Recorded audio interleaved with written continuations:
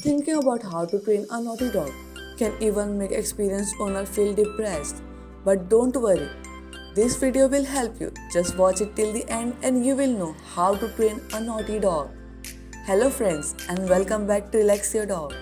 Today we are going to see how to train a naughty dog in 3 rules to help you. You're not alone when you are trying hard with a naughty puppy or striving to manage with a tough adult dog. You may feel very alone. It may be tough to choose what to do next, or you may find yourself managing to focus on particular aspects of your dog's nature, when in fact the problem can be both more general and simpler. Through this video, we actually want to help you fight those difficulties and have a lot of fun training with your dog. So here we are have put together 3 significant rules to help you get to know of why your dog is disobeying and what to do about it. Why is my dog so naughty? One of the first things people ask themselves when they are dealing with a naughty dog is why. The hypothesis is often that there is a problem with the dog. Luckily, the problem hardly lies with the dog. It has almost every time arisen because of the way that the dog has been coaxed or scaled. This is good news because we can then inverse that naughtiness by starting a new and handling the dog in a different way with a well thought out program of training. We will look a bit closer at that in a movement. Why is my puppy so naughty? This guidance above applies as much to naughty puppies as it does to older dogs. However, when it comes to puppies, much of what is often thought of as naughtiness is often merely usual puppy activities. Things like dealing with not pay attention, potty accidents, biting, and chewing form the basis of our puppy parenting course because they are things that every puppy owner experiences. Puppies being puppies. That doesn't mean you have to put up with it open endedly, but should give you courage and reassurance. This kind of naughtiness is actually normal. How to train a naughty dog or puppy? When you are deciding how to train a naughty dog or puppy, it's vital that you stick to the following ethics or guidelines that will help you train effectively. If you read and realize this rule, you will find it stress free to train your dog. Why do we need these dog training rules? Principles are the often unwritten, unsaid rules that guide us through our day-to-day lives. Having a set of rules at heart benefit us to make the right choices in all parts of life, and dog training is no exception. With naughty dog, it is often mouth-watering to let all our principles fly out the window and to reply in haste without considering the outcome. Writing this dog training principle down in the form of a set of rules that aids to keep us on the right path as we train our dogs. When you are training to train a naughty or tough dog or puppy, it is easy to get diverted and stray from the path of good training. So it's even more vital than ever that you stick to instructions or principles which will aid you to train effectively. Let's have a look at the first rule. The rule 1 is dog managing before dog training. So various people try to train their dog in conditions where they cannot control the outcome.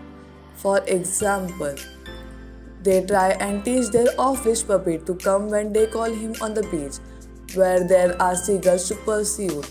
You must copy your dog before you try and train him. This will often mean using a long line attached to his harness.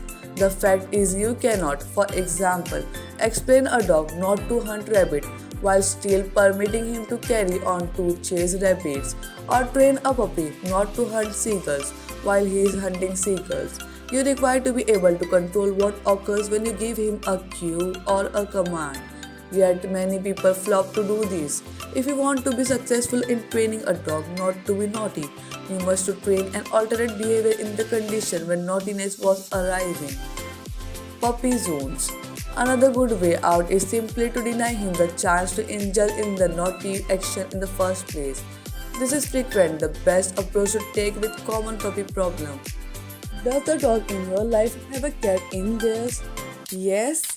Don't miss out on the flawless companion to life with a perfect friend.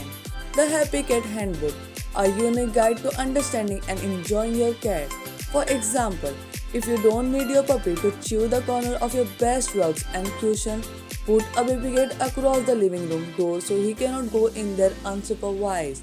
A puppy playpen is one of option for large open plan houses. And before a dog can pick up the nice alternative behavior you want, such as coming to your whistle, he often want to be stopped from carrying out a bad action such as running in the opposed route. It's a bit like prevention before cure. It makes sense whenever you way look at it. Rule 2. Assume it is your mistake, not the dog. This is hard one, specifically if you absolutely know that your dog is being naughty. You have trained him to sit and he knows what it means, and now he won't sit unless it pleases him. How can that probably be your mistake? Easy dog, difficult dogs. Some dogs are extremely challenging while other dogs are just so cool that the average 5 years old could train them. But the fact is, all dogs can be taught, even the tough one, and by tough one we generally means diverted. Dogs are easy to train if they are not very interested in other people or in other dogs, and if they don't much like hunting or running around. But you know, this does not include very many young dogs. Most people will have challenges treating a young dog and healthy dog because dogs like to do things that we don't need them to do. Most dogs will be diverted by certain conditions, and the way out to that is to train the dog to follow while under diversion. Luckily, this can be done. But my dog is so naughty. Many times when dogs and puppy are naughty, it is because they are diverted. You see just how calm it is to get your puppy to sit when the two of you are alone together, and how it all falls apart when other dogs are nearby or when the kids come home from school. Preparation a dog to follow you in the occurrence of intense interruptions is relatively a straightforward process, but it can be time consuming, and it starts with you accepting duty. This is often the lengthiest part, but here's the vital thing. As long as the dog is being accused, he isn't being trained.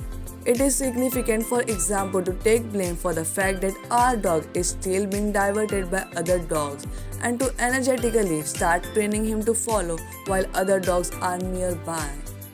The last but not the least is the third rule. Make your dog a winner. Winning or getting it right is as attractive to dog as it is for us. They love the prizes that come with a winning behavior, the traits, the games, and the consideration. It's all good and winning feels good. Yet so often we set our dogs up to fail. We are in a rush, we set the bar too high, or we don't reinforce behavior effectively. So the dog loses heart and interest in the whole training process. Common causes of dog training failure include bribing instead of rewarding, poor quality rewards, infrequent reward, teaching too many skills at once, making tasks too complex. Don't be tempted to bribe your dog to obey the rules. Bribing is not a long-term solution to anything. And don't be mean with your dog training, specifically when training new activities or teaching old behavior in new and more challenging environment. Remember to make tasks achievable. Don't rush duration or diversion to the next level until the dog is competent at this one. Get one skill really fluent before training the next. It may appear like common sense, but it's stress-free to get carried away and end up with a dog that is failing more than he is succeeding. Management comes first. Whereas undesirable manners are extremely satisfying to dog, this compromises actions like jumping up, chasing, playing with other dogs, etc. You have no chance of training nice alternative behavior like coming when called or greeting people in a seat while still allowing the dog to continue with previous bad behavior. Management must come before training. Failing to ensure this is once more setting yourself and your dog up to fail. Accepting responsibility for your dog's bad behavior is a critical key to training success. Once you have done this, you will be empowered to change the way you control his behavior, and therein lies success. Finally, you need to set your dog up to win throughout the entire training process, and this often means breaking training down into baby steps and put some thought and planning into the time you spend training together. How to train a naughty dog? This can look like discouraging at first, but it is immensely rewarding and even entertaining once you get into the rhythm and routine of daily training session. So there we have it. Handle first, train second. The second rule is take duty. The third rule is make your dog a champion.